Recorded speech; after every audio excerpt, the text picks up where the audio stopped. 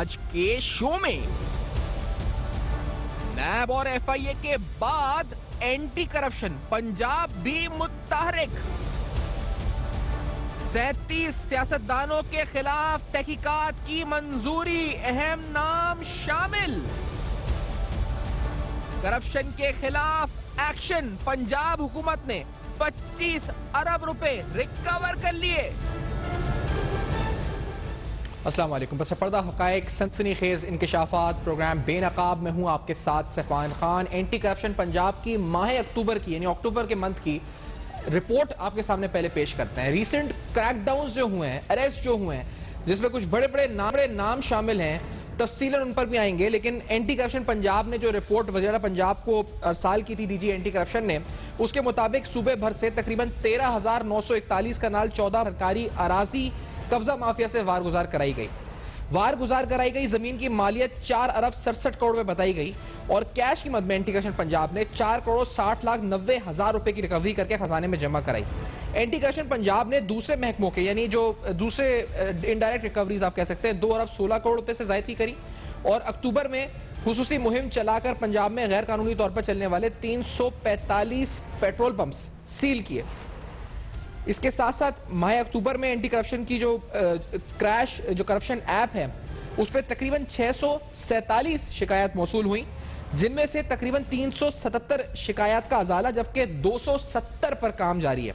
Anti corruption Punjab ने सरकारी महकमों पर 26 ट्रैप रेड्स करके मुतअद्दिद सरकारी अफसरान को रिश्वत देते हुए गिरफ्तार किया और पंजाब में अक्टूबर में तकरीबन सूबे भर से मौसूल होने वाली 2039 शिकायत का अजाला किया। 508 मुख्तलिफ नौयत की इंक्वायरियों का फैसला किया गया और माह अक्टूबर में एंटी करप्शन पंजाब ने मुलजमान के खिलाफ 198 मुकदमा दर्ज किए। बदनवानी और रिश्वत सतानी में मुलविस 227 मुलजमान को गिरफ्तार करके 115 के खिलाफ चालान जमा करवाए गए। कुछ बड़े नाम जिनके खिलाफ खबरें आई कि इन्वेस्टिगेशंस अप्रूव हुई, उनमें जनाब ख्वाजा आसिफ, राना सनाउल्लाह, राना मशहूद, इसमें राना मुबशिर, अफजल हिंजर, अजमल हिंजर, मियाँ रियाज, इबादुल्लाह, साबिक चेयरमैन राना मोहम्मद अजीम, अशरफ अब्बास डोगर, रियाज गुराया, मियाँ जुल्फ़िकार, रोहेल असगर, सुहेल शौकत, गजाली सलीम भट्ट और इसके अलावा इसमें और भी दीगर नाम शामिल जिनके बारे में कहा गया कि इनके खिलाफ इंक्वायरीज अप्रूव हुई। जो रीसेंट नाम मेरे सामने इस वक्त है वो शाहनवाज रांझा साहब का है, जिनके खिलाफ एंटी करप्शन ने मुकदमा दर्ज किया। मैं प्रोग्राम का आगाज ही हम इस मामले से करते हैं कि क्या, क्योंकि बहुत से लोग तनकीद भी कर रहे हैं कि एंटी करप्शन अपने डोमेन से बाहर जा रहा है जब वो लॉ मेकर से खिलाफ मुकदमा कर रहा है। वकार अजीम साहब तर्जुमान एंटी करप्शन प्रोग्राम में साथ मौजूद हैं, उनसे प्रोग्राम में बातें। हमारे साथ यावर अब्बास बुखारी साहब भी प्रोग्राम में मौजूद है जो कि पंजाब की जो पब्लिक अकाउंट्स कमेटी है उसके चेयरमैन हैं। आपको भी बहुत बहुत खुशामदीद प्रोग्राम में। शहजाद भट्टी साहब साबिक डीजी नैब भी साथ हैं। वकार अजीम साहब फरमाइएगा सर, ये क्या आप डोमेन से बाहर जा रहे हैं? इस इल्जाम का क्या जवाब है आपके पास? Thank you very much सैफान।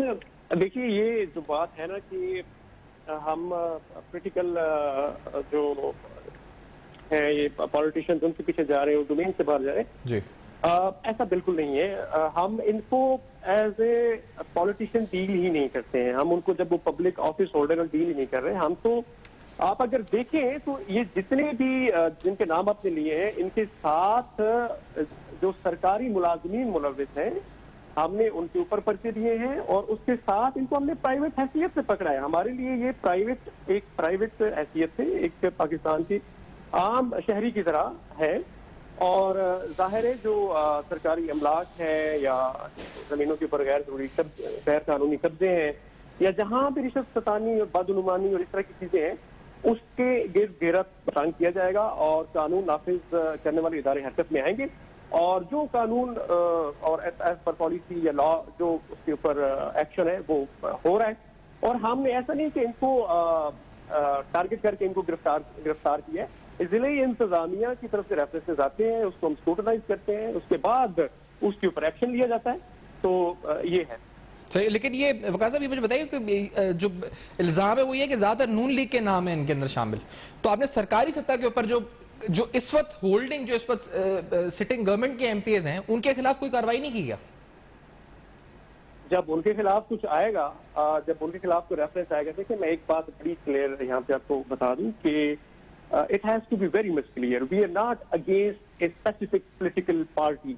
We are not a party with a party, ठीक है ना जी। हम we are against corruption, we are against corrupt element.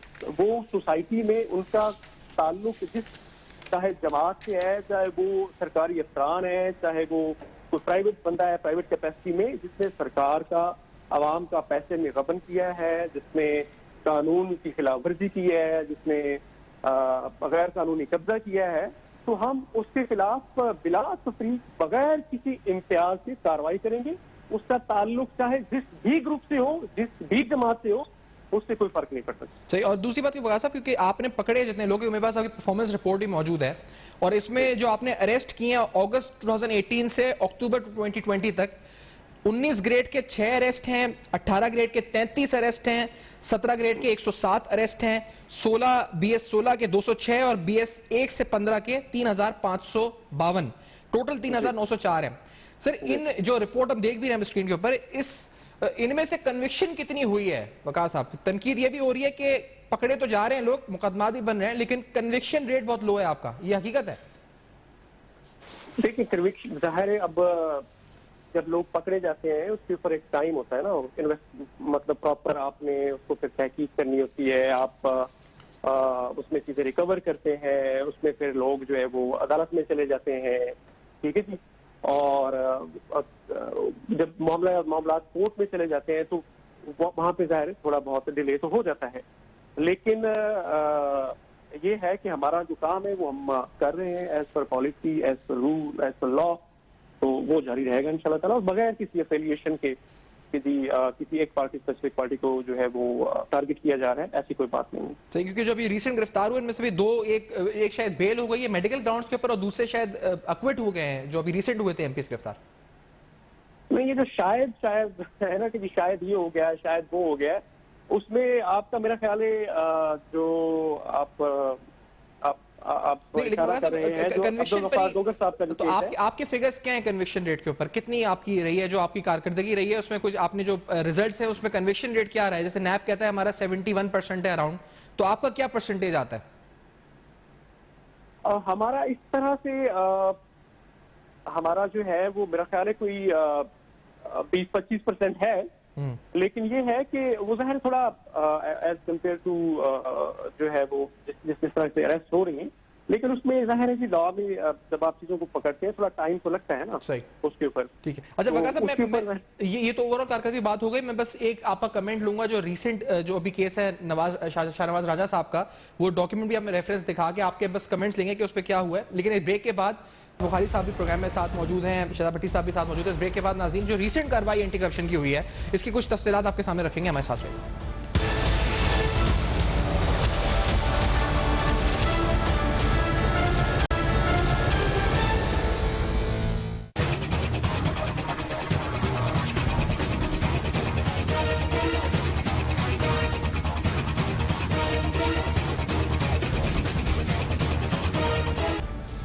Welcome back. आप देख रहे हैं बेनकाब, और बेनकाब में एंटी करप्शन की हालिया कार्रवाइयों पे बात हो रही है, और एक जो रीसेंट तरीन कार्रवाई हुई है, मोहसिन शाहनवाज रांझा, नून लीग के रहनुमा साबिक वजीर मोहसिन शाहनवाज रांझा और हसन शाहनवाज के वालिद के खिलाफ, शाहनवाज रांझा साहब के खिलाफ जो है इस वक्त पर्चा दर्ज हुआ है। मुलजमानी गिरफ्तारी के लिए छापे मारे जा रहे हैं। एंटी करप्शन हुक्काम के मुताबिक डिप्टी कमिश्नर सरगोदा अब्दुल्ला नैयर शेख ने एंटी करप्शन को मोहसिन और हसन शाहनवाज रांझा के वालिद शाहनवाज रांझा के खिलाफ रेफरेंस भेजा था।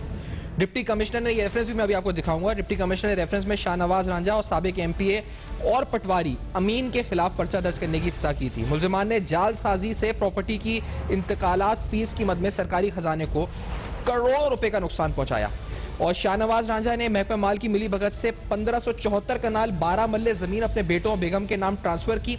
मुलजिम ने खरीदारी के बजाय महकमा माल के रिकॉर्ड में जमीन का बाहमी तबादला आबादी देह के साथ दर्ज कराया। मुतबादिल रकबा ना मिला तो इंतकालात कराए गए और ना कहीं से ये रकबा दिया गया। मुलजिम शाहनवाज रांझा ने अपने ज़राए आमदन छुपाए और सरकारी खजाने को ट्रांसफर फीस की मद में भारी नुकसान पहुंचाया है। वकार असीम साहब, ये रीसेंट केस है, और भी हमने नाम सुने जो आप लोग कार्रवाई अब मजीद करने वाले हैं, तो हम कहें कि दायरा कार बढ़ रहा है और भी नाम है, इतना में आप हिंट दे सकते हैं जो जिनके खिलाफ कार्रवाई हो सकती है?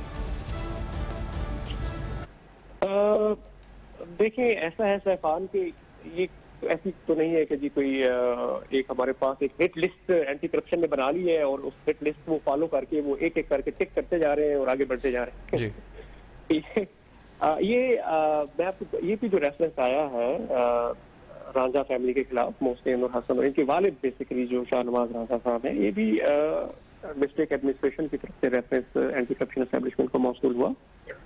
और ऐसा नहीं है कि एंटी करप्शन बिल्कुल बस तैयार बैठी है कि रेफरेंस आएगा और उसके बाद फौरन उसके ऊपर एक्शन लेके पर्चा देके बंदों को अरेस्ट कर लेना है। रेफरेंस आता है तो उसकी स्क्रूटनी होती है, उसको देखा जाता है, उसके बाद फिर कार्रवाई का। एक तरह से रेफरेंस फकाज साहब जो आपके लिए एक कंप्लेन होता है, जो अभी हम रेफरेंस दिखाएंगे जो डीसी ने आपको भेजा है सरगोदा से, वो रेफरेंस एक कंप्लेन है, इसको वेरीफाई करते हैं, उसके बाद फिर आप एक्ट करते हैं, यही प्रोसेस? जी जाहिर है, वो अपनी तरफ से एक चार्जशीट बना के भेजते हैं। डेप्टी कमिश्नर जो है वो डेप्टी डायरेक्टर एक्स ऑफिशियो हमारे डेप्टी डायरेक्टर होते हैं वहाँ पे जिले में एंटी करप्शन की, और उसके बाद जो है उसका पूरा तहकीक करने के बाद उस रेफरेंस के ऊपर एक्शन लिया जाता है। और फिर मैं ये एक बात बड़ी कैटेगोरिकली वाजे करना चाहूंगा कि एंटी करप्शन एस्टेब्लिशमेंट जो है उसका काम किसी की जो है पॉलिटिकल विक्टिमाइजेशन नहीं है। ठीक है जी, अब जो कानून की खिलाफ वर्जियां हुई हैं जहां कहीं भी हुई हैं, जो बेज़ाब्तियां हुई हैं, और जहां अगर किसी ने टैक्स इवेजन की है प्रॉपर्टी के माध्यम में, जो सरकार के टैक्सेस होते हैं, फीस होती है, कन्वर्जन फी होती है, या रजिस्ट्रेशन फी होती है जो कि करोड़ों में होती है, सही, अगर उसको इवेट किया गया है अपना असर रसूख का इस्तेमाल करके और जो वहां पे लोकल मुतलका इदारे हैं उनके साथ मिली भगत करके, तो उनके खिलाफ एक्शन लिया जाएगा। और हम प्राइमरीली आप अगर देखें तो ये चूंकि पॉलिटिकल लोग हैं, पॉपुलर लोग हैं, इनके नाम लोगों के जहन में रह जाते हैं, ये ज्यादा हाईलाइट हो जाते हैं, लेकिन जितने भी एक्शन हुआ है उसमें सरकारी लोगों के खिलाफ जो है वो पर्चा दर्ज हुआ है, और उसके साथ यानी जो इनके फैसिलिटेटर हैं। सही, ठीक है। अच्छा, मैं इस वक्त मैं इससे पहले कि यावा साहब के पास भी हूं, क्योंकि उन्होंने बहुत बड़ी रिकवरी की है 25 बिलियन की 14 माह के अंदर। शहजाद भट्टी साहब, मैं आपसे पूछना चाहूंगा, क्योंकि कुछ केसेस ओवरलैप भी हो जाते हैं भट्टी साहब, यानी बहुत से ऐसे मामलात होंगे जो मेरे सामने नाम और फहरिस्तें मौजूद हैं जिनके केस नैब में भी शायद हो, और फिर वो इधर एंटी करप्शन में भी आ गए। इस सूरत में क्या होता है, नैब क्या करती है भट्टी साहब? बिस्मिल्लाहिर्रहमानिर्रहीम। सफान, बात यह है, पहले मैं बात करूंगा जो आपने स्टैटिस्टिक्स बताए हैं एंटी करप्शन के। मेरी बात आप सुन? जैसा भट्टी साहब, आपका कैमरा शायद इस पर, क्योंकि स्काइप का कनेक्शन शायद इस पर डिस्टॉर्ट हुआ है। मैं जी, आप प्लीज अपना कैमरा सेट कर दें, फिर आपसे बात करते हैं।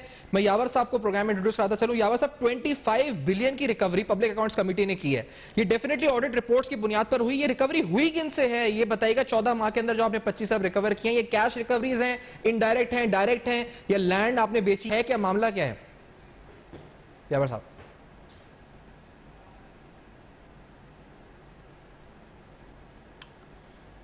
यावर बुखारी साहब तक और ये आप लोग जब ऐसे जी आप लोग जब ऐसे प्रोग्राम्स करते हैं तो उससे हम लोगों को इनकरेजमेंट मिलती है कि हम और अपने हमारे हौसले बुलंद होते हैं और बेहतर काम कर सकते हैं। एक्नॉलेजमेंट, पीठ की ऊपर थापड़ा सारे मांगते हैं। ये मेरे पास पेपर वर्क है जी, और इसके अंदर आप तकरीबन सारे महकमे हैं जिनसे रिकवरी हुई है। 1977 से लेकर 2018 की सितंबर तक टोटल रिकवरी जो हुई थी वो हुई थी तकरीबन 13 अरब रुपए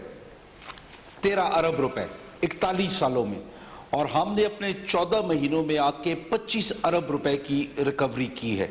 ये डिपार्टमेंट से की जाती है, किसी ठेकेदार से की जाती है, डिपार्टमेंट्स के कई अफसरों से की जाती है, कहीं जानबूझ के आंखें बंद की जाएं, अपनी पोजीशन से फ़ायदा उठाया जाए, उन लोगों से ये रिकवरीज होती हैं। और ये चेयरमैन पीएसी के डायरेक्शंस पे होती हैं। ये टीम होती है पूरी पार्लियामेंटेरियंस की जो बैठ के ये हेयरिंग्स करते हैं। डिपार्टमेंट्स के जब ऑडिट पैराज हमारे पास आते हैं, होता ये है कि ऑडिटर जनरल की टीम जाती है और ऑडिट करती है अकाउंट्स को। जब वो ऑडिटेड अकाउंट्स वो कर लेती है तो ऑडिट पैरास गवर्नर को जाते हैं, गवर्नर से स्पीकर साहब को आते हैं, और स्पीकर साहब से फिर हमारे पास आते हैं असेंबली के थ्रू, और हम लोगों के फिर जो डायरेक्शंस होते हैं उनके ऊपर ये रिकवरीज होती है। मैं आपको बताऊं कि ये जो रिकवरीज हैं ये सिर्फ इसलिए इतनी ज़्यादा हुई हैं कि हम लोग जब से आए हमने एक चीज होती है जिसको हम कहते हैं रिव्यू मीटिंग्स, रिव्यू कमेटीज होती हैं जिनकी मीटिंग्स अगर आप पांव दबाकर और इंश्योर करें कि ये सब कुछ होगा तो इंशाल्लाह ताला ये रिकवरीज इससे ज्यादा हो सकती है। ये आपने रिकवरीज जो मैंने पूछा था कि ये डायरेक्ट कैश रिकवरीज हैं, ये जमीनें वार गुजार कराई हैं कब्जा वाली, या फिर ये इस वक्त इनडायरेक्ट रिकवरीज हैं, किसी और मींस में हुई हैं, किस सूरत में हुई है ये रिकवरीज यावर साहब? ये डायरेक्ट कैश रिकवरीज हैं। अच्छा। और ये पेपर वर्क मैं आपके लिए छोड़ के जाऊंगा, आई एम वेरी सॉरी, मैं आपको पहले भेज नहीं सका। ये डायरेक्ट कैश रिकवरीज हैं जो हुकूमत पंजाब के खजाने में जमा हो गई हैं और वेरीफाइड है। और ये मैं आपको बताऊं कि ये टीम के बगैर ये काम हो नहीं सकता। इसके अंदर ACS साहब का जो प्रीवियस ACS साहब थे, कैप्टन इजाज साहब, उनका बहुत बड़ा किरदार है कि रिव्यू मीटिंग्स ऑन टाइम हुई, उनने पैर दबा के रखा और तब ये चीजें होती हैं। एक अकेला PAC का चेयरमैन ये सब कुछ नहीं कर सकता, ये टीम वर्क होगा, ये तब चीजें होती हैं। और अल्लाह के फजल करम से जो हमें कामयाबी हुई है, हम इसको जब स्टडी करते हैं तो हम इसको, अगर हमें पूरा वक्त मिलता, हम ये 40 अरब रुपए के करीब ये रिकवरीज होती है। ये बड़ी जबरदस्त आपकी कारकर्दगी है, लेकिन यहाँ से मुझे ये भी बताइएगा कि रिकवरी के अलावा भी, यानी ये आप इनके खिलाफ केसेस दर्ज करेंगे नैब या एंटी करप्शन में? क्योंकि हमारे साथ साबिक DG नैब भट्टी साहब भी हैं, नैब के इस वक्त एंटी करप्शन पंजाब के तर्जुमान भी साथ हैं, तो इन लोगों के खिलाफ मुकदमात दर्ज होते हैं, यानी जिनसे आपने पैसा लिया है वापस, कोई इनके खिलाफ कॉग्निजेंस लिया जाता है? हम करते ये कि अगर हमें रिकवरीज मिल जाए, हो जाए, तो वो ठीक है, लेकिन उसके अलावा फिर हम एंटी करप्शन को भी भेजते हैं, चीफ मिनिस्टर इंस्पेक्शन टीम को भी भेजते हैं। लेकिन मैंने एक फैसला किया और मेरी कमेटी ने एक फैसला किया है कि हम DG एंटी करप्शन को रिक्वेस्ट करेंगे और हमारे साथ एक एंटी करप्शन का मुस्तकिल बुनियादों पे DG एंटी करप्शन का एक रिप्रेजेंटेटिव हमारे साथ बैठेगा, जैसे कि फेडरल PAC में होता है कि वहां पे नैब का भी होता है, FIA का भी होता है।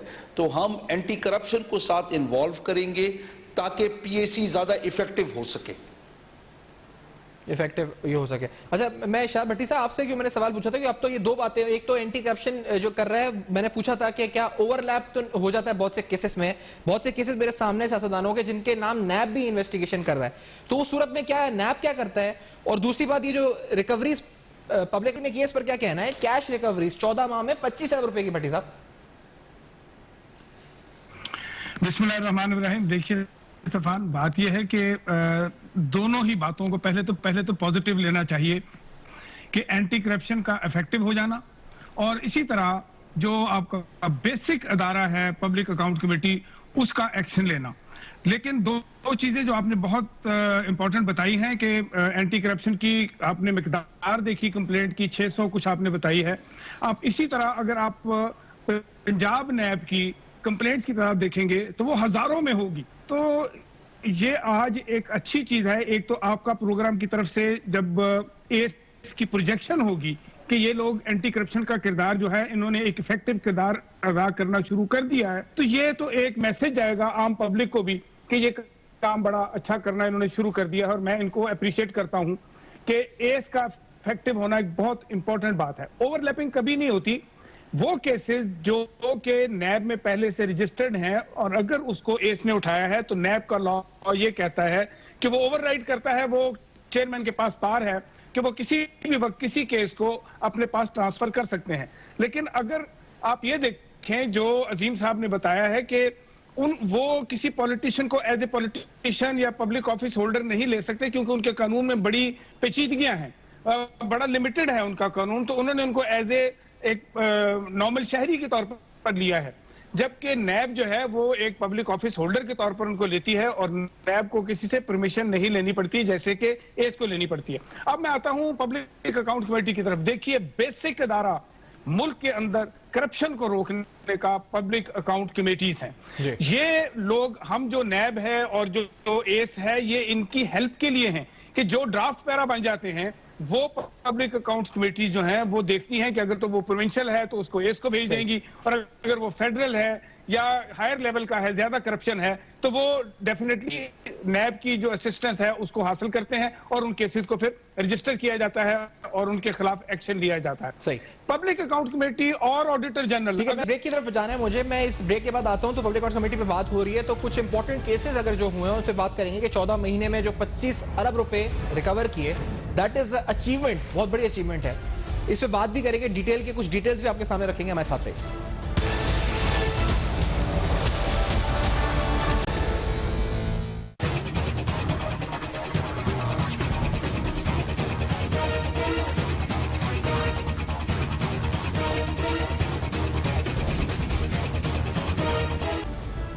Welcome back. आप देख रहे हैं बेनकाब, और बेनकाब में आपके सामने एंटी करप्शन और पब्लिक अकाउंट्स कमेटी पंजाब की कार्रवाइयां और रीसेंट क्रैकडाउन्स को डिस्कस कर रहे हैं। जो रिकवरीज हुई हैं वो आपके सामने तफसीलन रखते हैं।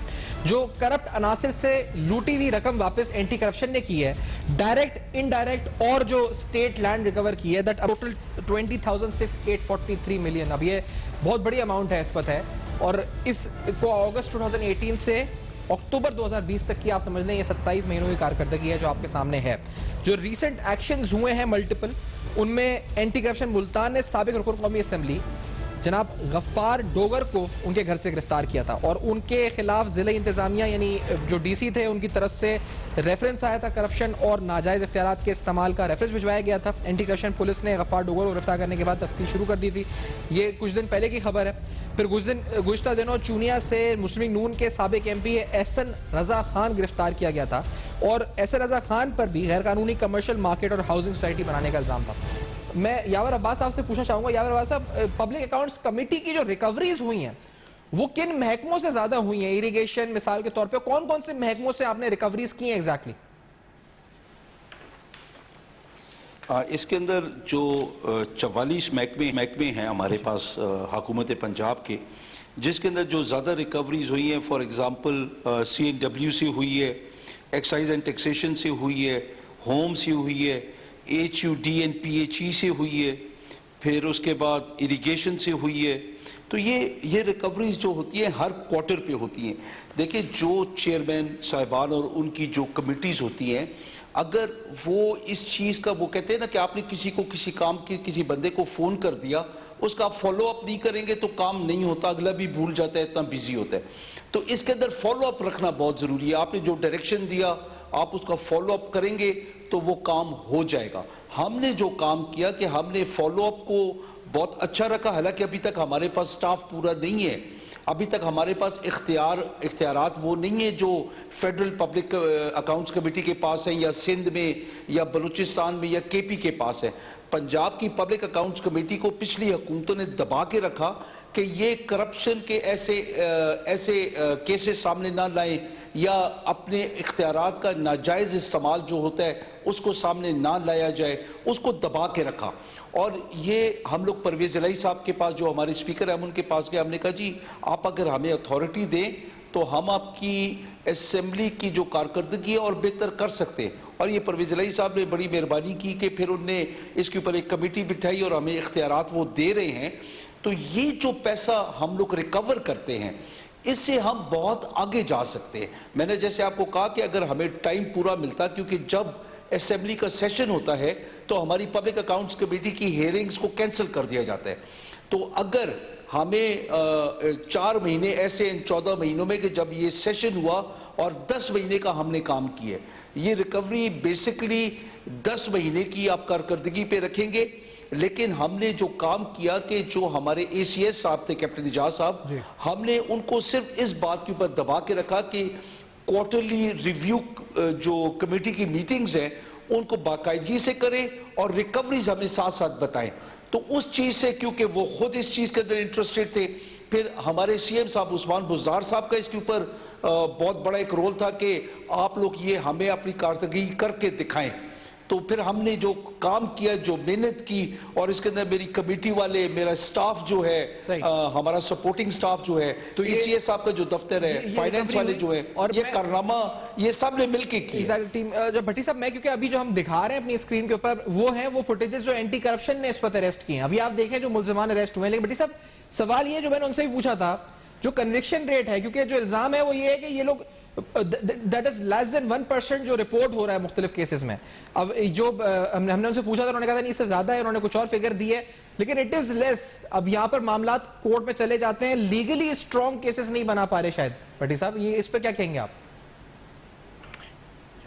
देखिए, अजीम साहब ने कहा कि शायद 25%, और मेरी इतलात के मुताबिक तो बहुत कम है, इससे भी बहुत कम है। लेकिन आप इसको नेगेटिव में ना देखिए, मैं तो इसको ये देखता हूं कि अगर एस ने इफेक्टिवनेस शो करनी शुरू कर दी है पंजाब के अंदर, और इसी तरह बाकी प्रोविंसेस के अंदर भी अगर एस इफेक्टिव होती है, तो क्योंकि करप्शन को आपने मुल्क में खत्म करना है तो खाली नैब खत्म नहीं कर सकती, ये सब एंटी करप्शन इदारों का मिलके काम करना है। और मैं जो पहले बात कर रहा था कि जैसे पीएससी ने अपना इफेक्टिव रोल अदा करना शुरू कर दिया है, क्योंकि बेसिक स्ट्रक्चर जो एंटी करप्शन का है वो स्टार्ट पीएससी और ऑडिटर जनरल से होता है। अब इन लोगों ने अगर अपना काम सही तरह शुरू कर दिया तो एक वक्त आएगा कि आपको शायद एंटी करप्शन के दूसरे इदारों की जरूरत ही नहीं रह जाएगी। बाहर के मुल्कों में देखिए, जो तरक्की याफ्ता मुल्क हैं, वहां उनकी जो पब्लिक अकाउंट्स कमेटीज हैं और जो उनके ऑडिटर्स हैं वो इतने इफेक्टिव हैं कि वहां एंटी करप्शन के अदारों के पास केसेस ही बड़े कम आते हैं, उनकी तादाद ही बहुत कम है।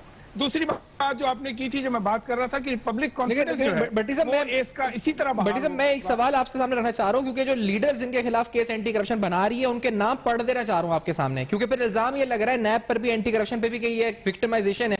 Tauheed Akhtar, Chaudhry Sarfaraz Afzal, Naveed Aslam, Rizwan Gill, Rana Sanaullah, Rana Mashhood, wife and son of Khawaja Mohammad Asif, Rana Mubashir, Rana Liaquat Ali, Chaudhry Arshad Waraich, Mansha Bhatt, Naseer Ahmad, Mir बादशाह कैसरानी, सकलैन बुखारी, एजाज अचलाना, गुलाम दस्तगीर खान, खुरम दस्तगीर साहब के वालिद, आबिद शेर अली, अफजल हिंजरा, अजमल हिंजरा, मियां रियाज, इबादुल्लाह खान, राना मोहम्मद अजीम, अशरफ अब्बास डोगर, रियाज गुराया, मियां जुल्फिकार, रोहेल असगर, सुहेल शौकत भट्ट, गजाली सलीम भट्ट, एहसन रजा, अफजल खोकर, सैफुल मुलूक खोकर, तारिक महमूद। सर, ये नाम में ज्यादातर नून लीग के नाम है भट्टी साहब, तो क्या सिर्फ करप्ट नून लीग के लोग हैं? ये सवाल उठा रहे हैं लोग। नहीं, देखिए, बात ये है, ये तो हर एंटी करप्शन अदारे के ऊपर ये क्रिटिसिज्म आता है कि शायद ये विक्टिमाइजेशन हो रही है, लेकिन ये नहीं सोचा जाता कि पिछली जाने वाली गवर्नमेंट कौन सी थी। जो पिछली गवर्नमेंट होती है वही करप्शन करके गई है, तो डेफिनेटली उनके केसेस अब निकलते हैं। जब वो खुद दौरे हुकूमत में होते हैं, वो तो एंटी करप्शन अदारे को दबा के रखते हैं, वो पीएससी को इफेक्टिव होने नहीं देते, तो फिर वो चीजें निकल नहीं सकती। अब उनकी गवर्नमेंट नहीं है तो चीजें एस ने भी निकाली हैं, पब्लिक अकाउंट कमेटी ने भी निकाली है, जैसे कि chairman public account committee Abbas साहब ने जो बात की है, तो मतलब वो यही है कि जब केसेस निकलने होगी। मैं शुक्रिया अदा करूंगा भट्टी साहब, आपने ज्वाइन किया। यावर अब्बास साहब को भी शुक्रिया अदा करूंगा, वकार अजीम साहब को शुक्रिया अदा करूंगा। प्रोग्राम को आफ्टर दिस ब्रेक कंक्लूड करेंगे। ये परफॉर्मेंस जो आज हमने आपके सामने रखी है, ये एंटी करप्शन और पब्लिक अकाउंट्स कमेटी की बात हुई है, जो रिकवरीज हुई है, समराइज करेंगे इस पूरे मामले को हमारे साथ रहेगा ब्रेक के बाद।